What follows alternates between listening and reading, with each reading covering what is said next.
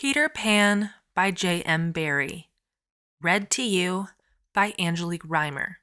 This book is in the public domain. Chapter 15.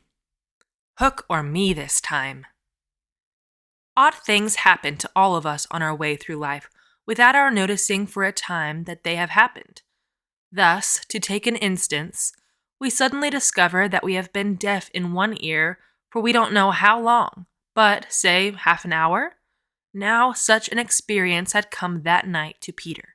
When last we saw him, he was stealing across the island with one finger to his lips, and his dagger at the ready. He had seen the crocodile pass by without noticing anything peculiar about it. But by and by, he remembered that it had not been ticking.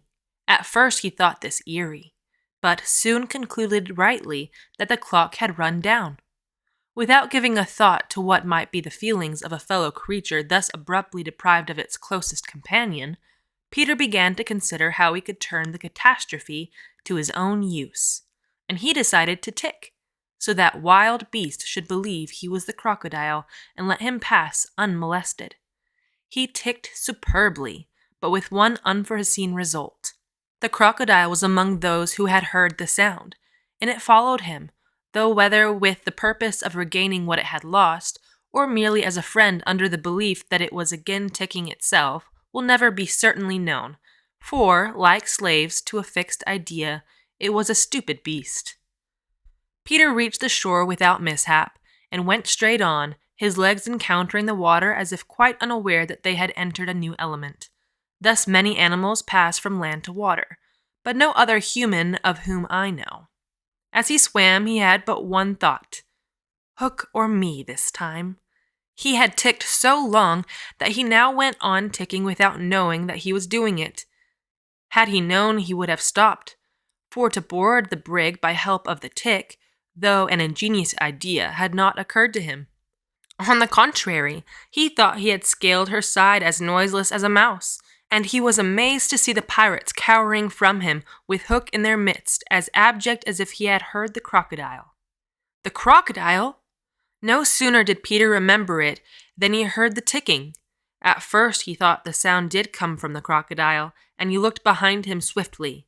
Then he realized that he was doing it himself, and in a flash he understood the situation. How clever of me! He thought at once, and signed to the boys not to burst into applause.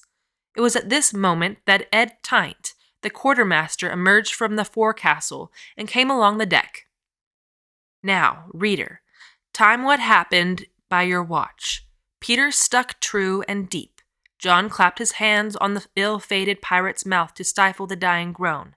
He fell forward. 4 boys caught him to prevent the thud. Peter gave the signal, and the carrion was cast overboard. There was a splash, and then silence. How long has it taken? 1! Slightly had begun to count. None too soon, Peter, very inch of him on tiptoe, vanished into the cabin, for more than one pirate was screwing up his courage to look around. They could hear each other's distressed breathing now, which showed them that the more terrible sound had passed. It's gone, Captain, Smee said, wiping off his spectacles. All's still again. Slowly Hook let his head emerge from his ruffle and listened so intently that he could have caught the echo of the tick. There was not a sound, and he drew himself up firmly to his full height. Then here's to Johnny Plank, he cried brazenly, hating the boys more than ever because they had seen him unbend. He broke into the villainous ditty. Yo ho, the frisky plank, you walk along it so, till it goes down and you goes down, to Davy Jones below. To terrorize the prisoners the more, though with a certain loss of dignity, he danced along an imaginary plank, grimacing at them as he sang, and when he finished he cried, Do you want a touch of the cat before you walk the plank? At that they fell on their knees. No, no! They cried so piteously that every pirate smiled. Fetch the cat, Jukes, said Hook. It's in the cabin. The cabin! Peter was in the cabin! The children gazed at each other. Aye, aye, said Jukes blithely, and he strode into the cabin. They followed him with their eyes. They scarce knew that Hook had resumed his song, his dogs joining in with him. Yo ho, a scratching cat. Its tails are 9, you know, and when they're writ upon your back. What was the last line will never be known, for of a sudden the song was stayed by a dreadful screech from the cabin. It wailed through the ship and died away. Then was heard a crowing sound which was well understood by the boys, but to the pirates was almost more eerie than the screech. "What was that?" cried Hook. "Two," said Slightly solemnly. The Italian Secco hesitated for a moment and then swung into the cabin. He tottered out, haggard. "What's the matter with Bill Jukes, you dog?" hissed Hook, towering over him. "What a matter with him is he's dead, stabbed," replied Secco in a hollow voice. "Bill Jukes dead!" cried the startled pirates. "The cabin's as black as a pit," Secco said, almost gibbering, "but there's something terrible in there, and the thing you heard crowing—" The exultation of the boys, the lowering looks of the pirates, both were seen by Hook. "Secco," he said in the most steely voice, "go back and fetch me out that doodle-doo." Secco, bravest of the brave, cowered before his captain, crying, "No, no!" But Hook was purring to his claw. "Did you say you would go, Secco?" he said musingly. Secco went, first flinging his arms despairingly. There was no more singing, all listened now, and again came a death screech, and again a crow. No one spoke except Slightly. "3," he said. Hook rallied his dogs with a gesture. "Steth and ads, fish," he thundered. "Who is to bring me that doodle-doo?" "Wait till Secco comes out," growled Starkey, and the others took up the cry. "I think I heard you volunteer, Starkey," said Hook, purring again. "No, by thunder!" Starkey cried. "My Hook thinks you did," said Hook, crossing to him. "I wonder if it would not be advisable, Starkey, to humor the Hook." "I'll swing before I go in there," replied Starkey doggedly, and again he had the support of the crew. "Is this mutiny?" asked Hook more pleasantly than ever. "Starkey's ringleader?" "Captain Mercy!" Starkey whimpered, all of a tremble now. "Shake hands, Starkey," said Hook, proffering his claw. Starkey looked round for help, but all deserted him. As he backed up, Hook advanced, and now the red spark was in his eye. With a despairing scream, the pirate leapt upon Long Tom and precipitated himself into the sea. "4," said Slightly. "And now," Hook said courteously, "did any other gentleman say mutiny?" Seizing a lantern and raising his claw with a menacing gesture. "I'll bring out the doodle-doo myself," he said, and sped into the cabin. 5. How Slightly longed to say it. He wetted his lips to be ready, but Hook came staggering out without his lantern. "Something blew out the light," he said a little unsteadily. "Something?" echoed Mullins. "What of Secco?" demanded Noodler. "He's as dead as Jukes," said Hook shortly. His reluctance to return to the cabin impressed them all unfavorably, and the mutinous sounds again broke forth. All pirates are superstitious, and Cookson cried, "They do say the surest sign a ship's accursed is when there's one on board more than can be accounted for." "I've heard," muttered Mullins. "He always boards the pirate craft last. Had he a tail, Captain?" "They say," said another, looking viciously at Hook, "that when he comes it's the likeness of the wickedest man aboard." "Had he a hook, Captain?" asked Cookson insolently, and one after another took up the cry. "The ship's doomed!" At this the children could not resist raising a cheer. Hook had well nigh forgotten his prisoners, but as he swung round on them now, his face lit up again. "Lads," he cried to his crew, "now here's a notion. Open the cabin door and drive them in. Let them fight the doodle-doo for their lives. If they kill him, we're so much the better. If he kills them, we're none the worse." For the last time his dogs admired Hook, and devotedly they did his bidding. The boys, pretending to struggle, were pushed into the cabin, and the door was closed on them. "Now listen!" cried Hook, and all listened. But not one dared to face the door. Yes, one, Wendy, who all this time had been bound to the mast. It was for neither a scream nor a crow that she was watching. It was for the reappearance of Peter. She had not long to wait. In the cabin he had found the thing for which she had gone in search, the key that would free the children of their manacles. And now they all stole forth, armed with such weapons as they could find. First signing them to hide, Peter cut Wendy's bonds, and then nothing could have been easier than for all of them to fly off together. But one thing barred their way: an oath. Hook or me this time. So when he had freed Wendy, he whispered for her to conceal herself with the others, and himself took her place by the mast. Her cloak round him so that he should pass for her. Then he took a great breath and crowed. To the pirates, it was a voice crying that all the boys lay slain in the cabin, and they were panic-stricken. Hook tried to hearten them, but like the dogs he had made them, they showed him their fangs, and he knew that if he took his eyes off them now, they would leap at him. "Lads," he said, ready to cajole or strike as need be, but never quailing for an instant, "I've thought it out. There's a Jonah aboard." "Aye," they snarled, "a man wi' a hook."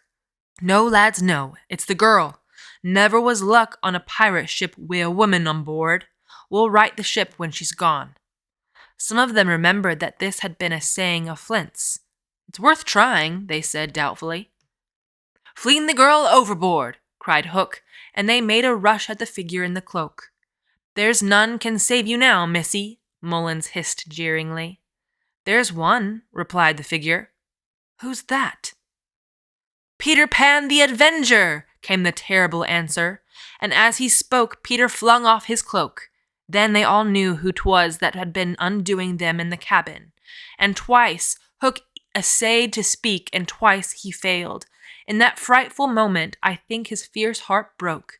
At last he cried, "Cleave him to the brisket!" but without conviction. "Down, boys, and at them!" Peter's voice rang out, and in another moment the clash of arms was resounded through the ship. Had the pirates kept together, it is certain that they would have won. But the onset came when they were still unstrung, and they ran hither and thither, striking wildly, each thinking himself the last survivor of the crew. Man to man they were the stronger, but they fought on the defensive only, which enabled the boys to hunt in pairs and choose their quarry.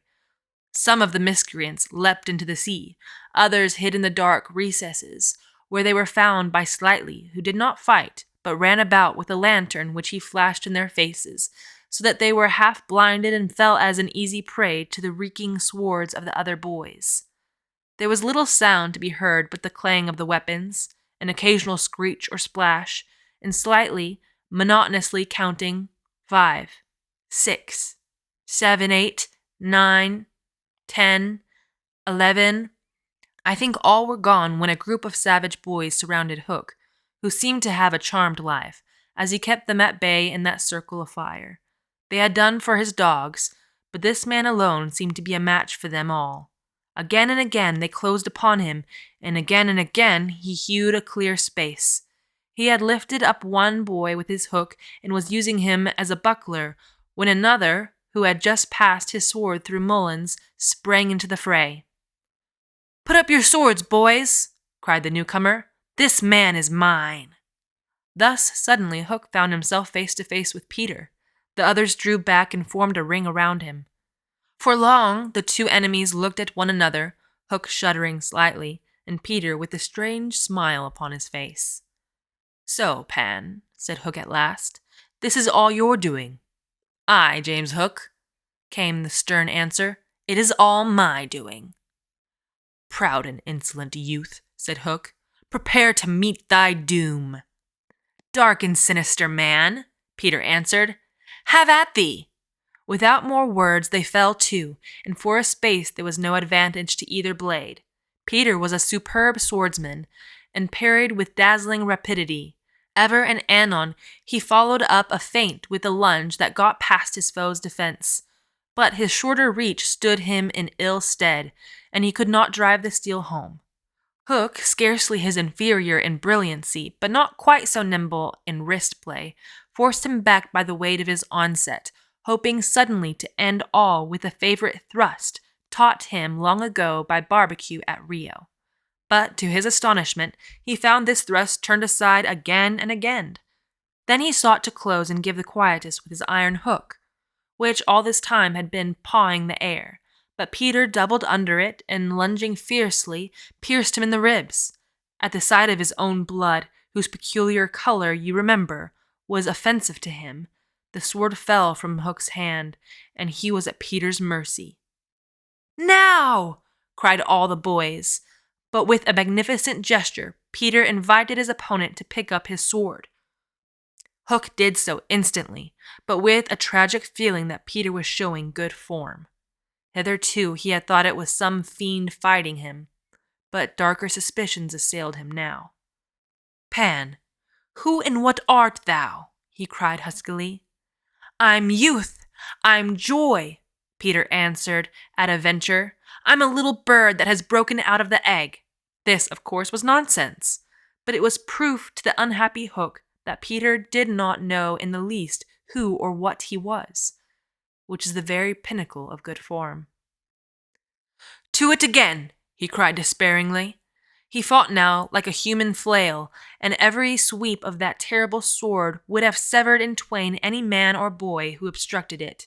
But Peter fluttered round him as if the very wind it made blew him out of the danger zone, and again he darted in and pricked. Hook was fighting now, without hope. That passionate breast no longer asked for life, but for one boon it craved, to see Peter show bad form before it was cold forever. Abandoning the fight, he rushed into the powder magazine and fired it. In 2 minutes he cried, "The ship will be blown to pieces!" Now, he thought, true form will show. But Peter issued from the powder magazine with the shell in his hands and calmly flung it overboard. What sort of form was Hook himself showing?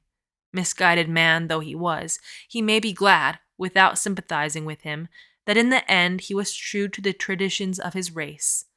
The other boys were flying around him now, flouting, scornful, and he staggered about the deck, striking up at them impotently. His mind was no longer with them. It was slouching in the playing fields of long ago, or being sent up for good, or watching the wall game from a famous wall. And his shoes were right, and his waistcoat was right, and his tie was right, and his socks were right. James Hook, though not wholly unheroic figure, farewell, for we have come to his last moment. Seeing Peter slowly advancing upon him through the air with dagger poised, he sprung upon the bulwarks to cast himself into the sea. He did not know that the crocodile was waiting for him, for we purposely stopped the clock, that this knowledge might be spared him, a little mark of respect from us at the end. He had one last triumph, which I think we need not grudge him. As he stood on the bulwark looking over his shoulder at Peter, gliding through the air, he invited him with a gesture to use his foot. It made Peter kick instead of stab.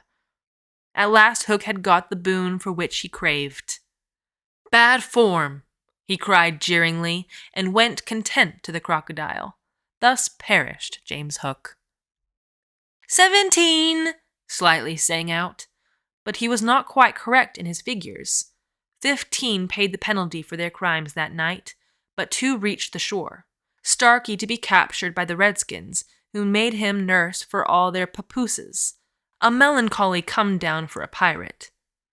And Smee, who henceforth wandered about the world in his spectacles, making a precarious living by saying he was the only man that Jas Hook had feared. Wendy, of course, had stood by, taking no part in the fight, though watching Peter with glistening eyes. But now that all was over, she became prominent again. She praised them equally, and shuddered delightfully when Michael showed her the place where he had killed one. And then she took them into Hook's cabin and pointed to his watch, which was hanging on a nail. It said, 1:30.